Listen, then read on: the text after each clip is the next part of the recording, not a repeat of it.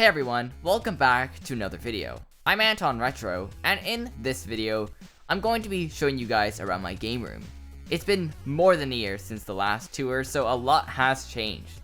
So before we get started with the video, don't forget to hit the subscribe button to see future videos on the channel, and let's get started.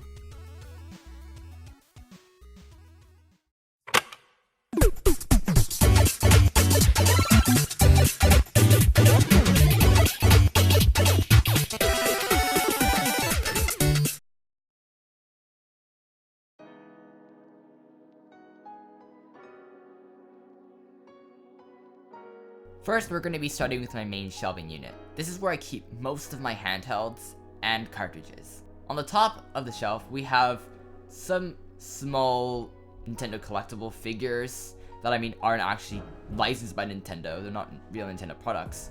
But I think they do look pretty cool just underneath the Nintendo neon sign, which looks fantastic on the shelf and gives this really nice blue color, which looks really cool in the dark.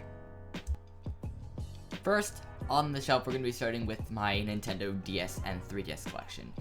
It's not that big. I just have some of the key titles, especially some of my favorites like Pokemon Sun, Tomodachi Life, and some of the Zelda titles.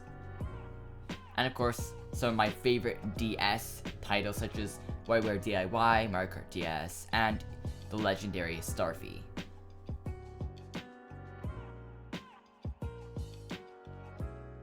First, starting off with the original Nintendo DS. It's pretty much the clunky model that everybody is familiar with. Next, we have the Nintendo DS Lite. I know it's definitely a lighter DS, but I'm not sure it's quite a light model compared to the fat Nintendo DS.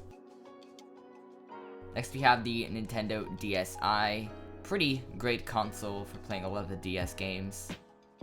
Next, we have the Nintendo 3DS. This is the first model of the 3DS, and it's a pretty great model. This is probably my favorite Nintendo 3DS, just because you can play Nintendo DS games, you can run emulators and other stuff on it. And lastly, not least, is the Nintendo 3DS XL, which is not my preferred handheld, but it's still pretty great nonetheless. Next we have, right beside the DS consoles, is my Sega Game Gear with just some of my key title games there. It does take quite a lot of batteries, which is why I don't play it very much, although I do have a power adapter. Next we have the Game Boy collection, so these are pretty much all of the Game Boys and some of the accessories. First, starting off with my first console, the Nintendo Game Boy, and this is actually the system I started out with, and that's how I ended up growing my collection. It might not be the best Game Boy, but it's a great collector's piece, and it's the one that started it all for Nintendo's handhelds. Next we have the Nintendo Game Boy Pocket, and there's actually two of them, which we have a clear one and a blue one. They do look pretty nice. Definitely the screen quality is a lot better than the original Game Boy. Next we have the Nintendo Game Boy Lite. This is probably my most rare Game Boy in the collection, just because it's a Japanese exclusive. The screen looks really nice, especially in the dark. Pretty much it functions the exact same as a Game Boy Pocket, and the size is very similar too. It just takes 2 AA batteries instead of 2 AAA batteries. Next we have my Game Boy Colors, and we have the grape one as well as the atomic purple one. These are great handhelds that feel great to hold and are fun to play. Next we have the original Game Boy Advance. Next we have the Game Boy Advance SPs. Two of the models here are AGS 101, and the black one is an AGS 001. There's actually quite a huge difference between the two, and that has to do with just the brightness of the screen and the colors, because the AGS 101 has really vibrant colors and a very bright screen that you can actually make even brighter. Next we have the Game Boy Printer and Game Boy Camera. These are pretty nice accessories, especially the Game Boy camera is pretty cool. And last but not least, we have the Nintendo Game Boy Micro. It's a really nice Game Boy, possibly one of my favorites. However, the size of the console is a little too small for my liking, but the screen is really nice. I also happen to have a teal Game Boy Color with the box. It's complete inside with the manuals. However, the condition of the Game Boy isn't in the best shape, so that's why I just choose to leave it in the box. And for the accessories, we have a weird protector, cleaning kit, and also F1 race with the 4-player adapter. This is a Nintendo 64 collection. All the cartridges are here, because I don't like to keep cartridges in boxes just because I don't want to wear and tear the box every time I want to play the game.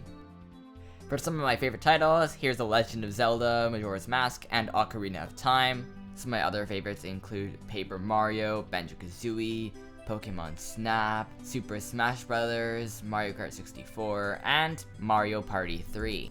I also happen to have a CIB copy of Hey You Pikachu. Right beside the N64 collection, we have my Game Boy cartridge display. Now, not all of my games are here, and I'll show you where the rest of my games are in a second, but these are just where the games I want to display go. So that includes all the Pokemon Game Boy games, the Mario games, and some of the even games that I just like to play. Because the rest of the games are actually in a binder, and I keep them all in here, because where else are you going to put them? That's the thing with Game Boy games. It's either you leave them in like a box or a bin, or you put them somewhere like this where you can see all of the games and go through them.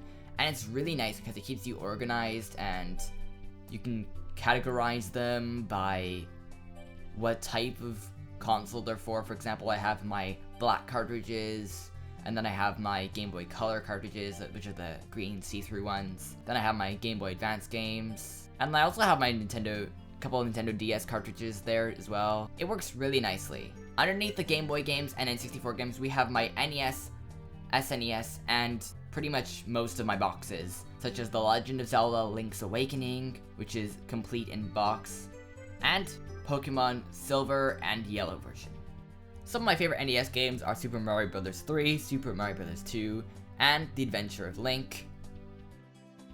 And I also happen to have this interesting multi-cart, which has a lot of great games on it. Then I have my Mario statue, which is holding a DS that isn't in the best condition, especially since its hinge is broken, but it still looks really cool for display. And just behind it, I have a really cool side panel of a Game Boy shelf. I believe it came off of a shelf that looks similar to this picture here, but I'm not quite sure. Now for my console section. This is where I keep all of my consoles, my Virtual Boy, and I have my CRT TV.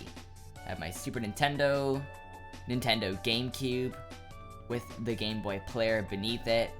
Then I have the NES with the 4-score, and then the N64 with my Retro Fighters 64 controller, which is probably my favorite N64 controller.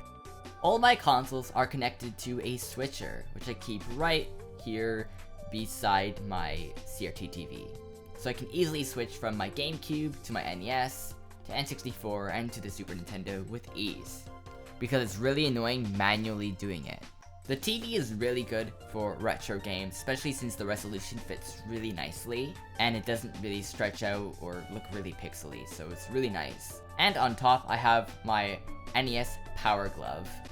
On the first shelf, above all the consoles, I have Super Nintendo box, a couple of small things, and the Virtual Boy, which is the main thing that I keep on this shelf. It looks really nice, and I have a bunch of games for it. I mean, not a lot, because the Virtual Boy never had a big library, but I've got some, such as V-Tetris, and this game is actually a Japanese exclusive game, never came out in the West. And possibly the best game on the Virtual Boy Wario Land. And here are all of my cartridges. On the top shelf, it just mainly consists of boxes, so like the Nintendo Wii U, Wii, Nintendo Entertainment System Action Set, and Nintendo 64 box. Next, we're going to take a look at my glass case, where I keep pretty much my most valuable things, or things that I kind of really want to display in a nice way. So for example, my Panasonic 3DOs at the bottom, with some of the games. On top of the Panasonic 3DO, I have my Sega Genesis, with just a couple of games. And on top of that, I have my Game & Watch collection, such as I have Tropical Fish, Parachute, Fire, Snoopy Tennis, and the most important one being the Zelda Game & Watch. It looks fantastic and it's in mint condition. And on the final shelf, I have my Coleco Donkey Kong tabletop, and it's really nice condition. It looks fantastic. It's fully functional too.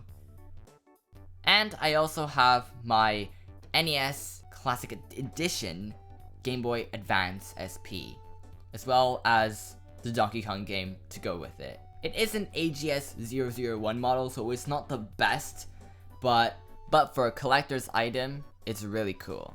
It'd be cool if they did a Switch Lite like this. And on top of the case, I have some Super Mario thermoses, as well as my NES and SNES Classic Edition boxes.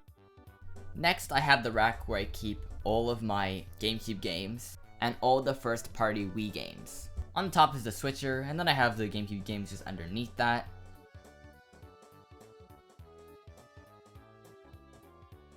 Then the Wii U games and Wii games.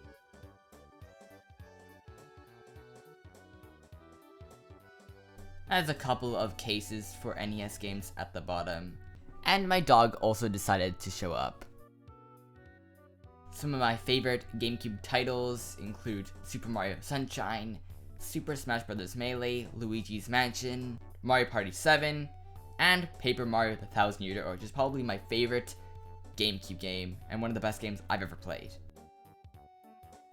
And I've also got the Game Boy Player Startup Disc, which is crucial for playing Game Boy games on the GameCube. And here's my small Wii U library. Let me know what Wii U games I should add to the collection this year. And for Wii titles, some of my favorites are Super Mario Galaxy, Super Paper Mario, and The Legend of Zelda Skyward Sword. And that's pretty much the game room finished. Underneath the game room is where my main TV setup is, and that's where I play my Nintendo Switch, because CRT TV doesn't have a HDMI. So here I have my Nintendo Switch console, my Wii U, Wii because it does have the HDMI adapter, and my SNES and NES Classic. And I also have my HD60S, my Wii U/Switch GameCube controller adapter. I also have a case where I keep all of my games and my consoles, so I can easily take it around with me. Then when I want to put on the TV, I just put it on the dock, so it's a really nice way for me to keep my games with me at all times. And since my Wii can play GameCube games, I use the Wavebird controller, and it's definitely a fantastic controller for playing games on the TV comfortably. And in terms of playing docked on the Switch, I have the Nintendo Switch Pro controller, which can really help with making games really feel good. I have to say, compared to the Joy-Cons, the Pro controller is a completely different experience. And I've also got some amiibo figures, such as the Super Mario Bros. 30th anniversary one. Too bad it's not compatible with Super Mario Maker 2. I also keep the Wii U gamepad down here as well, but luckily it can actually work up in the game room as well, because the Wii U is directly underneath the game room, so it's really cool. And I also store a bunch of accessories and stuff in this cupboard, such as the U-Draw game tablet. And finally, for the last part of our tour, here is basically where I make all the videos. In fact, here is you watching me making the video that you're watching right now. And also, this is where I record pretty much most of the shots that you see in this video. I have Audio-Technica headphones, as well as a microphone, also made by Audio-Technica. The microphone then plugs into a Focusrite Scarlett 2i2, and behind that I've got a really awesome Pokemon statue. It has a lot of detail, and for a non-licensed product, that is insane. And for my Switch game cases, I've got this really cool 3D printed stand that was customly made and looks fantastic. Anyway guys, that brings us to the end of our tour. I hope you guys did enjoy it, and of course, as always, feel free to hit the subscribe button to see future videos on the channel. Have any ideas for a video? Then don't forget to leave them down in the comment section, and I will see you guys in the next one.